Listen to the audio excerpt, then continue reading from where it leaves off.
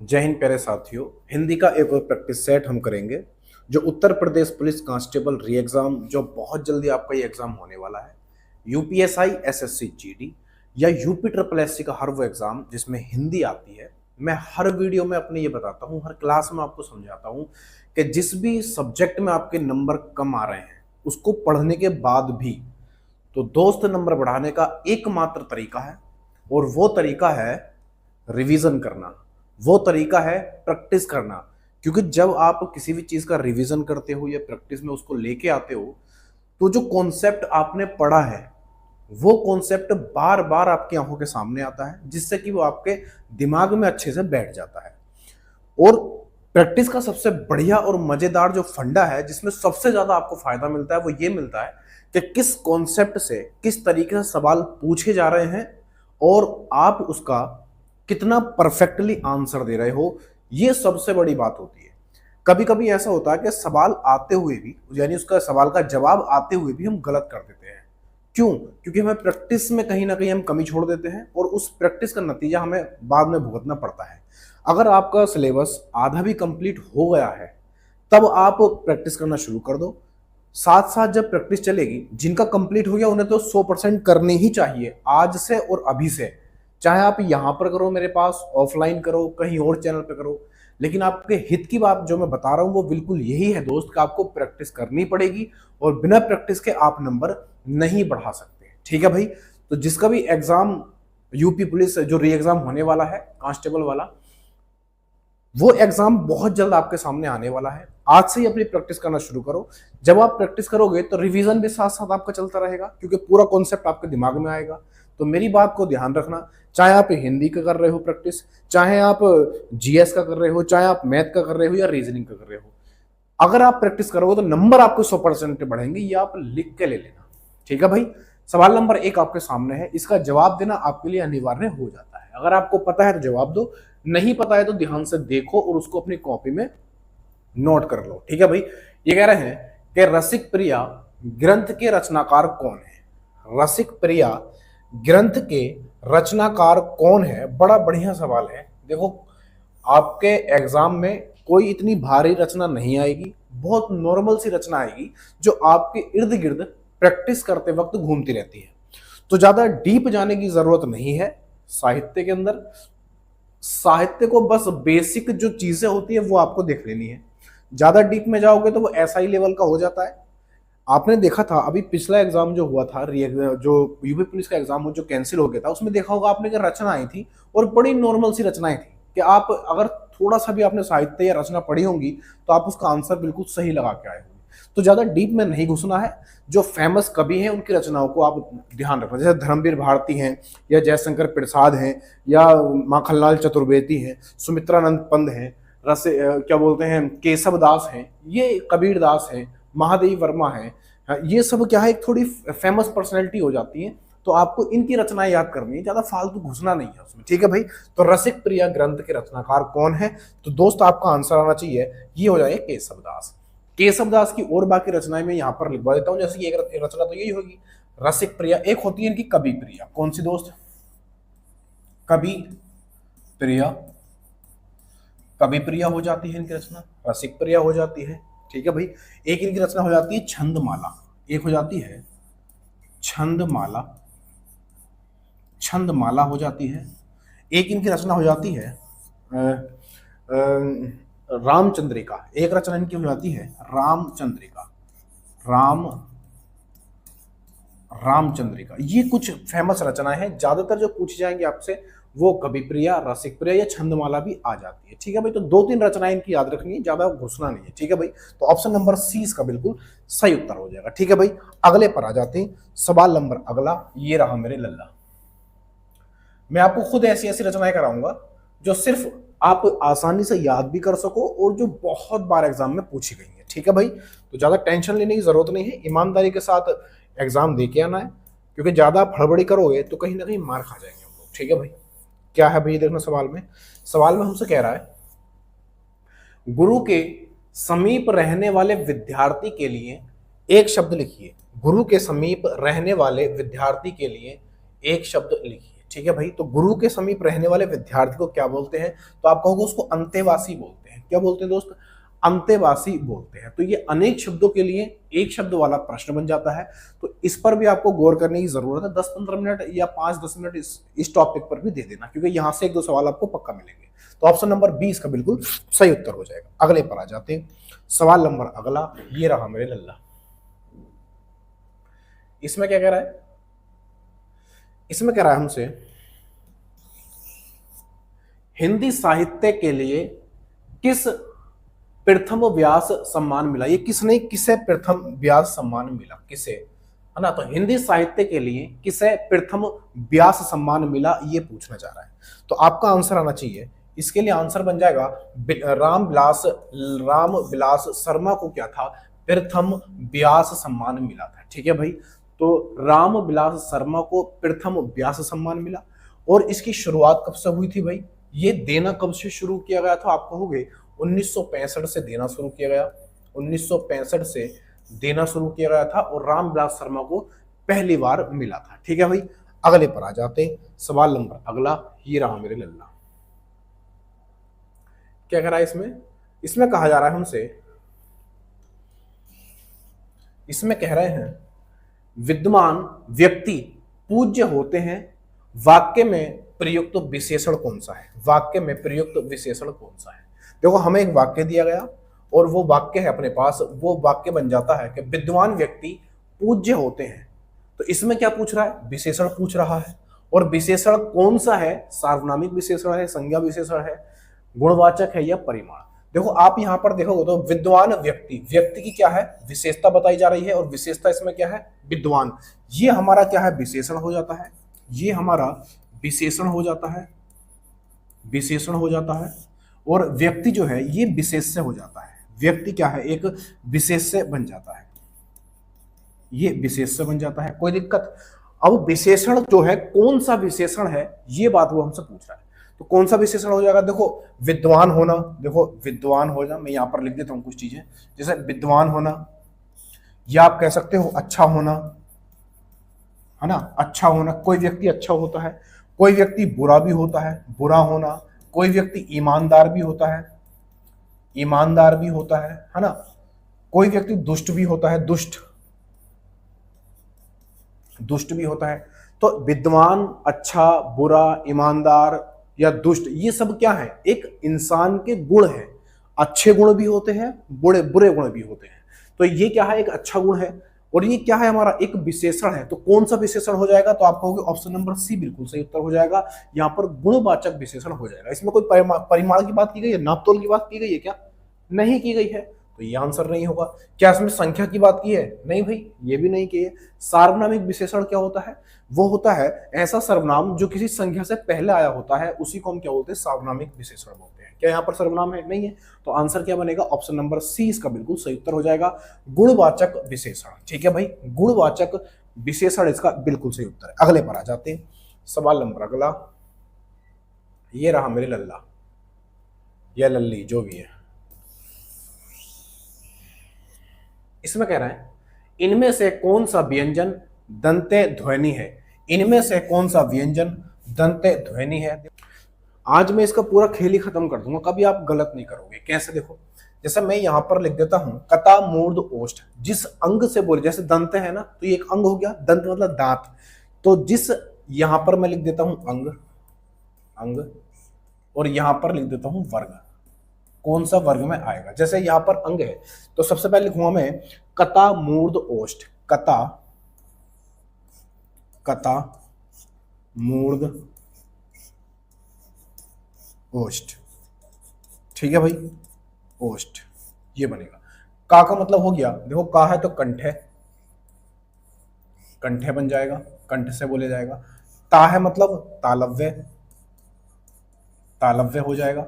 जैसा मूर्धन्य है, मूर्ध मतलब मूर्धन्य, मूर्धन्य हो जाएगा।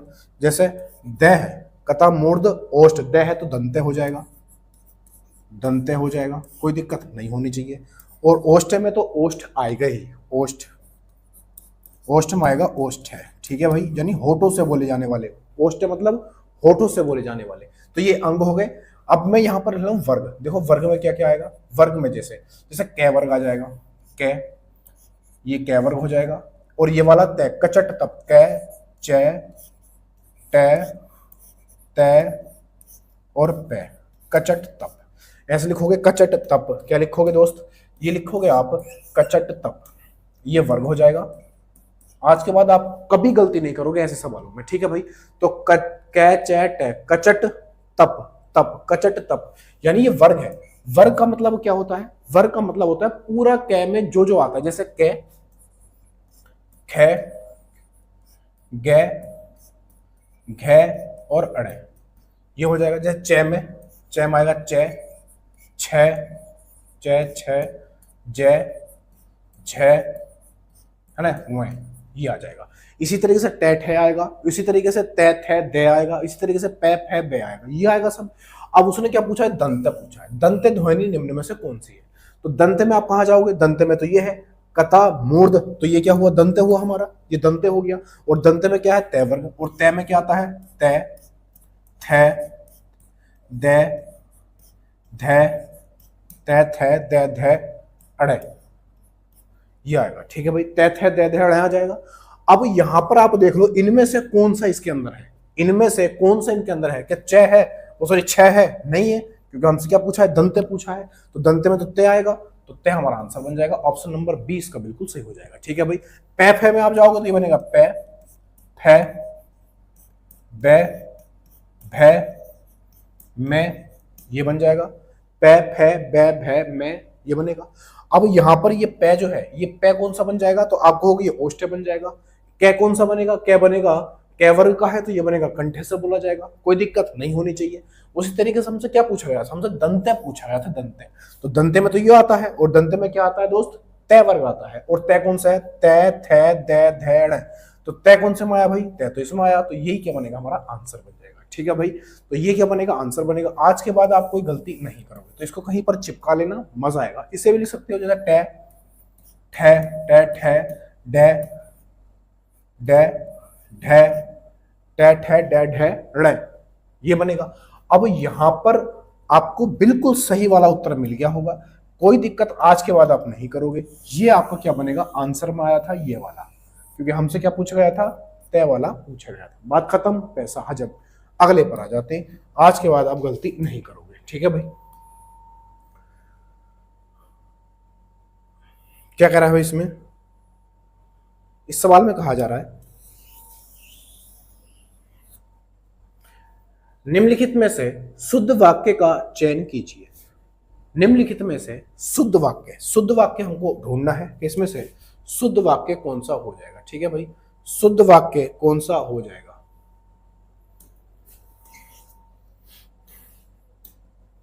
शुद्ध वाक्य देखो, भारत में अनेक बोलियां हैं, भारत में अनेक बोलियां हैं, है नहीं, यहां पर बिंदी होनी चाहिए थी, है तभी तो बनेगा, क्योंकि बहुवचन है, क्योंकि अरे भारत में अनेक, अनेक क्या है, अपने आप में एक बहुवचन है, ये एक बहुवचन है, तो यहां पर जो क्रिया आएगी वो भी कैसे आएगी, बहुवचन आएगी। तो है नहीं, है होना चाहिए था, ये इसलिए गलत हो जाएगा।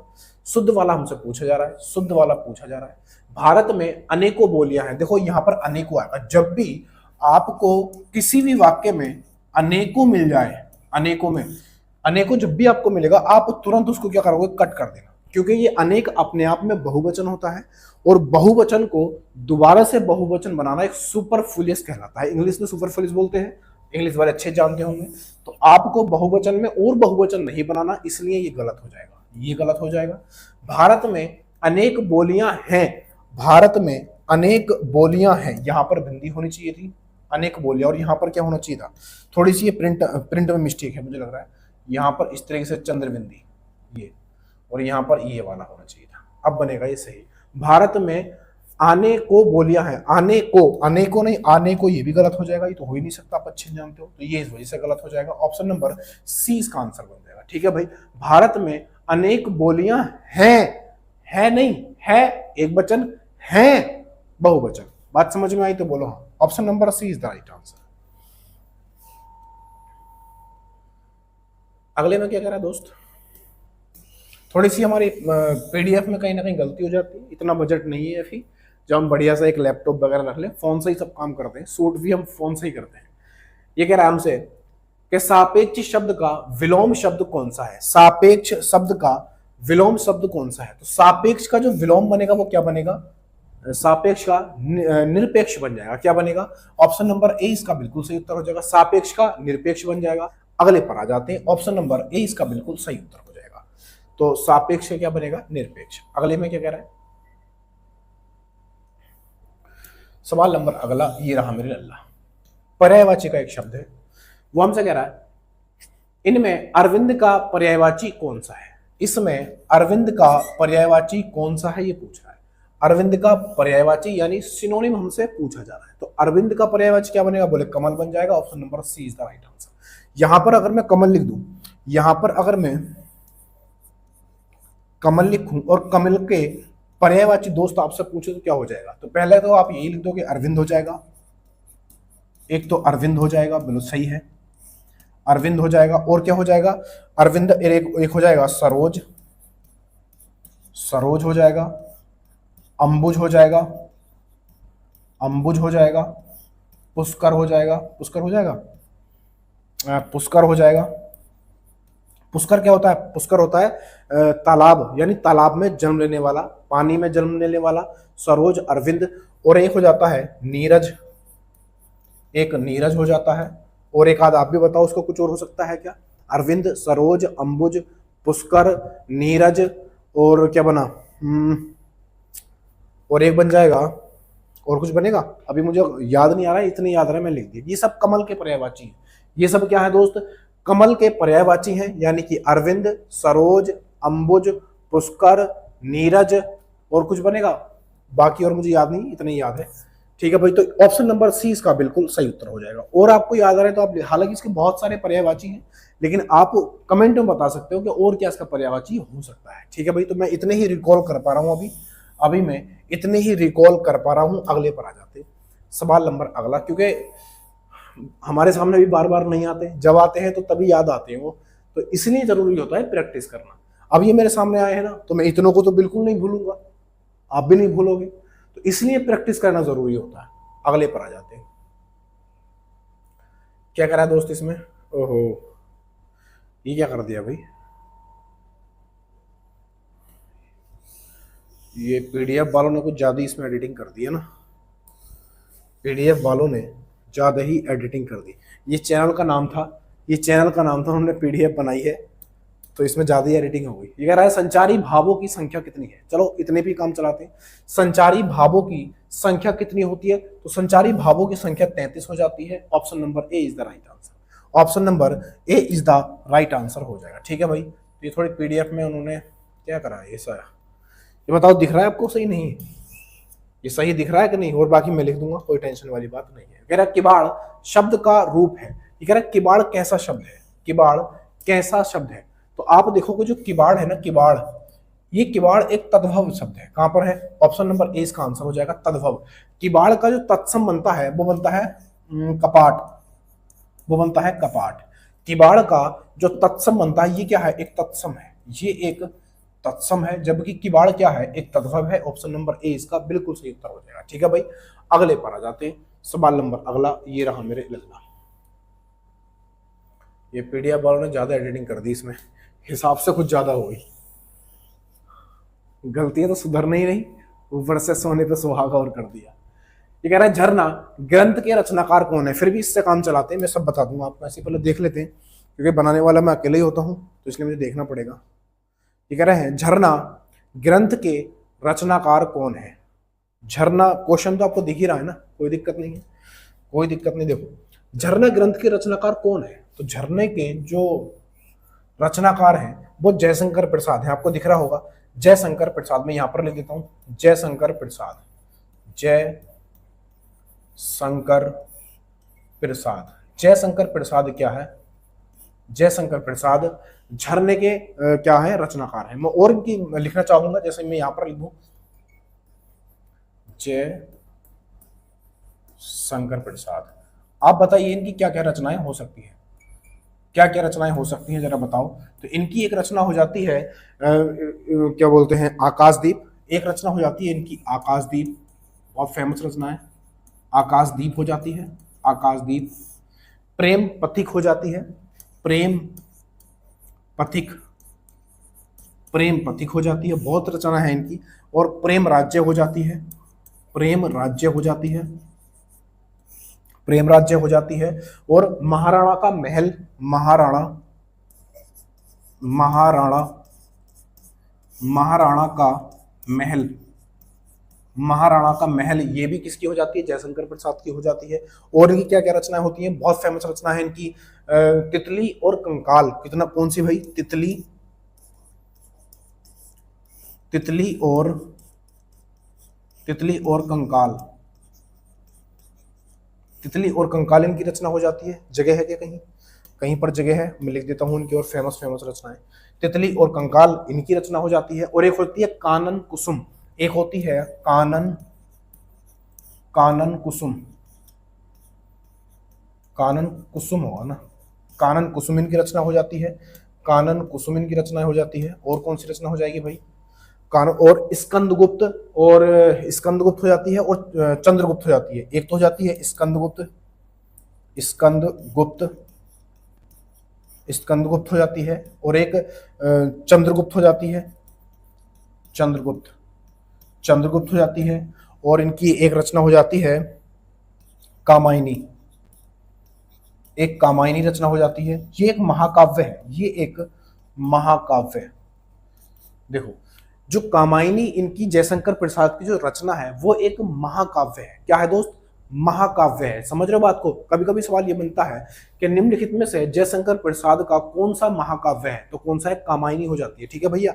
और इनकी एक रचना हो जाती है, कहाँ लिख दूं, इन्होंने जगह ही नहीं छोड़ी यार, कहीं यहाँ पर लिख देता हूँ। इनकी एक रचना का नाम हो जाता है आंसू, एक रचना का नाम हो जाता है आंसू, एक रचना का नाम हो जाता है लहर, एक इनकी रचना हो जाती है लहर, और एक रचना हो जाती है इनकी झरना, झरना जो यहाँ पर है, एक हो जाती है झरना। झरना भी क्या है भाई? इनकी रचना हो जाती है। और एक रचना और है, अगर आपको दिखेगा तो मैं यहाँ पर लिख रहा हूँ, चित्रधारा, चित्रधारा। देखो, मैंने सारी इनकी रचनाएं जितनी भी ना सबकी सब लिख दी। जयशंकर प्रसाद की जो रचना आकाशदीप हो जाती है, प्रेम पथिक हो जाती है, प्रेम राज्य हो जाती है, महाराणा का महल हो जाती है, तितली और कंकाल हो जाती है, और कानन कुसुम हो जाती है, स्कंदगुप्त हो जाती है, स्कंद होता है, स्कंदगुप्त हो जाती है, और चंद्रगुप्त हो जाती है, कामायनी हो जाती है, आंसू इनकी रचना हो जाती है जयशंकर प्रसाद की, लहर इनकी रचना हो जाती है, झरना भी इनकी रचना हो जाती है, जो हमसे पूछा गया था। सारी की सारी रचनाएं मैंने लिख दी। हालांकि इन्होंने गड़बड़ी कर दी, इसमें कोई दिक्कत नहीं है, आप थोड़ा कोऑपरेट कर लेना। अगले पर आ जाते हैं, सवाल नंबर अगला। मुझे लगता है कि सारे सवालों में ऐसा है। ओहो, सारे ही सवालों में ऐसा कर दिया। क्या करा है भाई इसमें? क्या करा है यार? ये चेक नहीं करी क्या? ये पीडीएफ चेक नहीं करी क्या? क्या कह रहे हैं भाई? कौन सा वर्ण के उच्चारण स्थान कंठ तालव्य है? कौन सा वर्ण के उच्चारण, क्या कह रहा है भाई? क्या का उच्चारण? अच्छा, कौन सा वर्ण का उच्चारण स्थान कंठ तालु है? कंठ तालु से बोले जाने वाला वर्ण कौन सा है? कंठ तालु से बोले जाना वाला वर्ण कौन सा है? तो आपका आंसर आना चाहिए ऑप्शन नंबर 20 का, बिल्कुल सही हो जाएगा। देखो, मैं यहां पर लिखूं, जैसे ये कह रहा है हमसे कंठ तालु। क्या है भाई? कंठ तालु। ये आपको दो अलग अलग है, कंठ और तालु। क्या बनेगा? कंठ तालु। और मैंने कहा क्या बनेगा, कौन सा बोला जाता है इसमें? ए और बड़ा वाला ए दोनों आते हैं। देखो, कंठ में आप देखोगे कै वर्ग होता है, मैंने अभी आपको लिखवाया था। कंठ में कै वर्ग होता है पूरा, कै ख गै घ ये आता है पूरा। और इसके साथ कौन कौन सा आता है? एक आ आता है छोटा वाला, एक बड़ा वाला आ जाता है। ठीक है भाई। तो यहां से आप लोगे, ये ए जो बनेगा, ये बड़ा वाला ए दिया है ना, एक तो बनेगा आ। और तालव्य में आप देखोगे तो तालव्य में मैंने आपको बताया था, एक तो च वर्ग आता है पूरा, च छ जय झ, और इसके साथ ये आता है, से आता है, छोटी वाली ई आती है, और बड़ी वाली ई आती है। ठीक है भाई। तो च वर्ग में यह से बड़ा वाला से होता है, ई और ई होता है। क वर्ग में आ होता है छोटा वाला, और बड़ा वाला आ हो जाता है। तो यहां से तालु से आप क्या उठाओगे? बड़ी वाली ई उठा लोगे, बड़ी वाली ई उठाओगे, बड़ी वाली ई उठाओगे, तो इन दोनों से मिलकर क्या बनेगा? तो बड़ा वाला ए बनेगा, बड़ा वाला ए। ए जो है ये दो चीजों का मिश्रण है, किसका? कंठ का और तालु का, इसलिए इसको हम बोलेंगे कंठ तालु। कंठ तालु कौन सा हुआ? ए वाला हो जाएगा। ऑप्शन नंबर 20 का बिल्कुल सही उत्तर हो जाएगा। आपके दिमाग में अच्छा सा बैठ गया होगा। थोड़ी सी उन्होंने गड़बड़ी कर दी, कोई दिक्कत नहीं है, आप थोड़ा सा मैनेज कर लेना दोस्त, हालांकि उन्होंने कुछ अच्छा ही सोचा होगा, वाटर मार्क लगाने की कोशिश की होगी, लेकिन वो लगी नहीं ढंग से। क्या कह रहा है हमसे? आग का पर्यायवाची शब्द है। आग का पर्यायवाची शब्द कौन सा है? आग का, देखो आग है ना, तो पहले आंसर लगा लेते हैं कौन सा है। तो कृषाणु भी होता है, यहां पर ये अनल लिखा है इन्होंने, अनल भी होता है, और क्या लिखा भाई? ये दिखाई नहीं दे रहा, तो इसमें नहीं वाला होना चाहिए था। कौन सा नहीं है? कौन सा नहीं है? क्योंकि ये तीनों हैं, ये भी है, ये भी है और ये भी है। यहाँ पर उन्होंने शायद ये पावक ही क्या है पता नहीं, कुछ भी हमारे लिए तीनों है। लेकिन जो व्योम है, व्योम, व्योम दोस्त आकाश का पर्यायवाची होता है, आकाश का, ये आकाश का पर्यायवाची होता है। तो यहाँ पर नहीं होना चाहिए था, क्योंकि आप देखो कृषाणु और अनल दोनों आग के पर्यायवाची, और तीसरा ये दिखाई नहीं दे रहा हमें, लेकिन ये भी क्या है दोस्त? आग का ही पर्यायवाची होगा।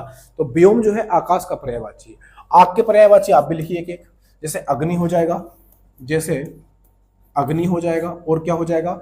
ज्वाला हो जाएगा, ज्वाला हो जाएगा।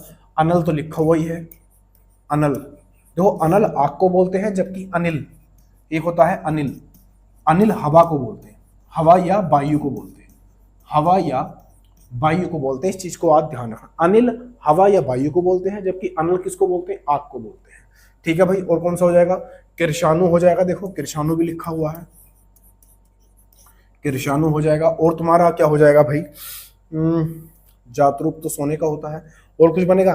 बेस बानर, बेस बानर हो जाएगा, बेस बानर बहुत फेमस है ये भी। बेस बानर भी किसका हो जाएगा? आग का हो जाएगा। और ज्वालीय भी हो जाएगा, ज्वालीय, इसको आप ज्वालीय भी कर सकते हो, ज्वालीय, ज्वालीय बन जाएगा। अग्नि बन जाएगा, अग्नि, अग्नि बन जाएगा, आग्ने, आग्नि भी बन जाएगा, अग्नि भी बन जाएगा, ज्वाला भी बन जाएगा, अनिल बन जाएगा, कृषाणु बन जाएगा, बेस बानर बन जाएगा। ठीक है, इस चीज का ध्यान रखना, ये अनिल है ना कि अनल। अनिल आग या सॉरी हवा या वायु का पर्यायवाची होता है। तो ऑप्शन नंबर ए इसका आंसर हो जाएगा। नहीं वाला शायद यहाँ से पूछा गया होगा हमसे। ठीक है भाई, यहाँ पर पावक होगा, यहाँ पर पावक होगा, क्योंकि पावक भी क्या होता है? उसी का पर्यायवाची होता है, पावक। ये पावक, पावक भी किसका है? पावक बनेगा आग का पर्यायवाची। अगले पर आ जाते हैं सवाल।